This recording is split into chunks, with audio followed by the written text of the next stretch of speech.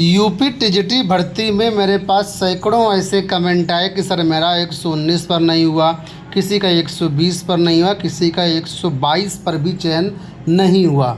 यहाँ पर मैं आपको कमेंट की लिस्ट दिखाता हूँ। देखिए कितने सारे कमेंट हैं और यहाँ पर कुछ मैंने कमेंट अभी सेलेक्ट किए हैं। बहुत सारे कमेंट आपको हमारे वीडियो में मिल जाएंगे, ठीक है, जिस पर करीब 250-300 से ज़्यादा कमेंट आए कि सर हमारा इतने नंबर के बावजूद नहीं हुआ। तो इन सब कमेंट्स को देख कर के एक चीज़ तो निश्चित है कि अभ्यर्थी इस रिज़ल्ट से संतुष्ट नहीं है। जब से रिज़ल्ट जारी हुआ तब से सोशल मीडिया पर और विभिन्न व्हाट्सएप ग्रुप पर, टेलीग्राम ग्रुप पर अभ्यर्थी अपनी अपनी परेशानी, अपना अपना दर्द शेयर कर रहे हैं और यहाँ पर पारदर्शिता को लेकर के इस भर्ती में बड़े सवाल उठ रहे हैं। क्योंकि शिक्षा सेवा चयन आयोग की भर्ती है, ठीक है, तो चीज़ें पारदर्शी होनी चाहिए। इससे पहले आप जानते होंगे कि माध्यमिक शिक्षा सेवा चयन बोर्ड था, जहाँ पर पूरी पारदर्शिता रहती थी। सभी छात्रों के प्राप्तांक जारी होते थे, मेरिट लिस्ट जारी होती थी, फाइनल आंसर की भी जारी होती थी। लेकिन इस बार इस भर्ती में ये कोई भी चीज़ें नहीं हुई। ना तो फाइनल आंसर की जारी की गई, ना मेरिट लिस्ट जारी की गई, ना कट ऑफ जारी की गई।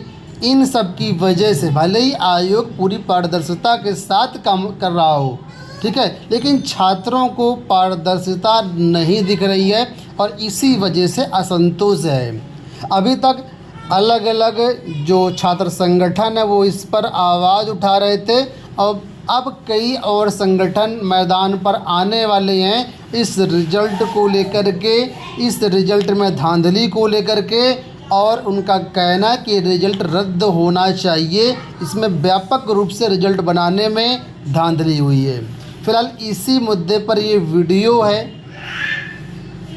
ठीक है, तो वीडियो को आप पूरा देखना। मेरा किसी भी तरीके से किसी भी छात्र को, किसी भी संगठन को हर्ट करने का उद्देश्य नहीं है, सिर्फ एजुकेशन और अवेयरनेस के पर्पज़ से ये वीडियो है। जो छात्रों के कमेंट्स आए, जो छात्रों ने अपना दर्द बताया है, वो बस मैं आपके समक्ष रख रहा हूँ। और क्या ये जो मांगे छात्र रख रहे हैं ये जायज़ हैं या नहीं है, आप सभी को देखना चाहिए और समझना चाहिए और अपने विचार कमेंट्स में रखना चाहिए, ठीक है। तो वीडियो को पूरा देखना, वीडियो को लाइक कर देना, शेयर कर देना और चैनल को सब्सक्राइब कर लेना।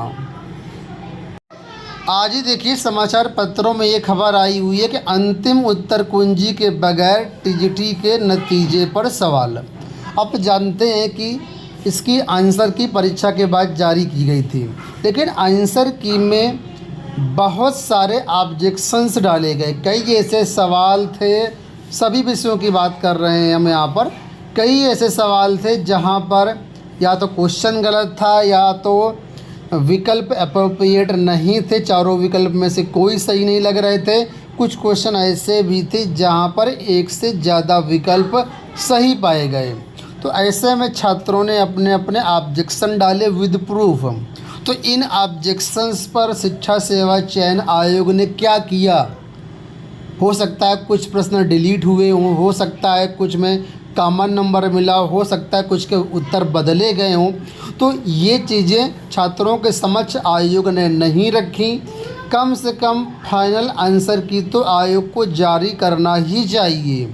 इससे पहले जो माध्यमिक शिक्षा सेवा बोर्ड था, ठीक है, वो फाइनल आंसर की भी जारी करता था और मेरिट लिस्ट भी जारी करता था, लेकिन इस आयोग ने यानी नए आयोग ने ऐसा कुछ भी नहीं किया। इसी वजह से यहाँ पर सवाल उठ रहे हैं। यहाँ पर देखिए, प्रतियोगी छात्र प्रतिनिधि मंडल के शीतला प्रसाद ओझा ने साफ का तौर पर कहा है कि संस्कृत में 122 अंक पाने वाले छात्र का चयन नहीं हुआ है। ऐसे ही और भी अलग अलग विषय मैंने कमेंट आपको शुरुआत में दिखाए थे, ठीक है। बाकी यूट्यूब पर एक वीडियो है, मैं आपको वीडियो भी दिखा देता हूँ, उससे कमेंट्स आप खुद पढ़ लेना, आपको हकीकत पता चल जाएगी। देखिए ये वो वीडियो है जिस पर हमने एक दिन पहले वीडियो बनाया था, इस पर अब तक 19,000 व्यूज़ हैं और इसमें बहुत सारे छात्रों ने अपना एक जो क्वेरी है, जो चीज़ें हैं वो शेयर कर, इसके कमेंट्स एक बार जा कर के आप पढ़ लेना। फ़िलहाल अब वीडियो में बढ़ते हैं आगे और छात्रों के मुद्दे क्या हैं, छात्रों पर समस्याएं कहाँ हैं, वो मैं आपके सामने रख रहा हूँ। तो छात्रों की पहली समस्या तो यही है, बिना फाइनल आंसर की के रिज़ल्ट कैसे जारी किया गया। फाइनल आंसर की जारी होना चाहिए था। दूसरा, बिना कट ऑफ जारी किए रिज़ल्ट क्यों जारी किया गया, यानी कि कट ऑफ क्यों नहीं जारी की। अगर भर्ती में पारदर्शिता रखनी थी तो ये चीज़ें होनी चाहिए थी।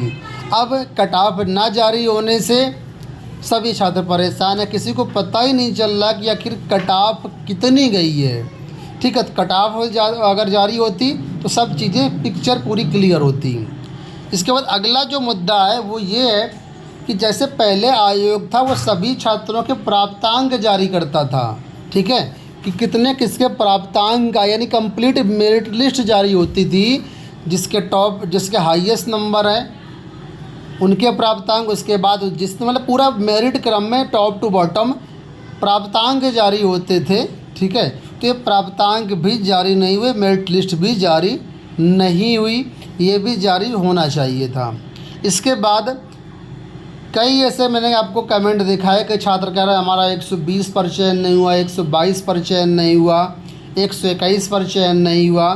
तो आखिर कट ऑफ कितनी गई है, क्या 125 में 125 वाले का चयन हुआ है। अब कोई कितना भी एक्सपर्ट हो, 125 में 125 करना नामुमकिन है, असंभव है।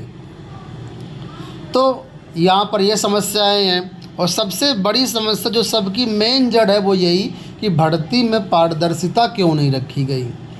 तो अभी तक तो प्रतियोगी छात्र प्रतिनिधिमंडल ही इस पर आवाज़ उठा रहा था। अब कई और जो छात्र संगठन हैं वो भी इसके लिए तैयारी कर रहे हैं। जल्द ही प्रयागराज में एक बड़ा आंदोलन देखने को मिल सकता है। यूट्यूब पर आप सर्च करेंगे, कई ऐसे आपको वीडियो मिल जाएंगे जहां पर लोग अपनी बात रख रहे हैं और इस भर्ती में भ्रष्टाचार का आरोप लगा रहे हैं। यहाँ पर दोस्तों मैं ये नहीं कह रहा हूँ कि आयोग गलत है या सही है, लेकिन जो चीज़ें सबके सामने दिख रही हैं कि यहाँ पर भर्ती में पारदर्शिता नहीं रखी गई है, ये आप सब भी समझ रहे हैं कि भर्ती में पारदर्शिता नहीं रखी गई है। ठीक है, ये चीज़ें जारी होना चाहिए, आंसर की आनी चाहिए, कट ऑफ भी आनी चाहिए। यानी जब सारी चीज़ें क्लियर होंगी तो आरोप लगने का कोई बात ही नहीं है। तो कुल मिलाकर के मुद्दे ये हैं। अब आपको इसमें क्या लगता है, कमेंट बॉक्स से अपने विचार बताइएगा। कई सारे छात्र ऐसे कर रहे हैं, भर्ती का जो रिज़ल्ट है वो रद्द होना चाहिए। मेरा यहाँ पर कहने का सिर्फ एक रीज़न है और ये मैं खुद कहता हूँ कि देखिए ये चीज़ें जारी हों, पारदर्शिता होनी चाहिए। और अगर कहीं पर कुछ भ्रष्टाचार की संभावना नज़र आती है तो आयोग को उस पर जांच करानी चाहिए। ठीक है, तो ये मेरा कहना है।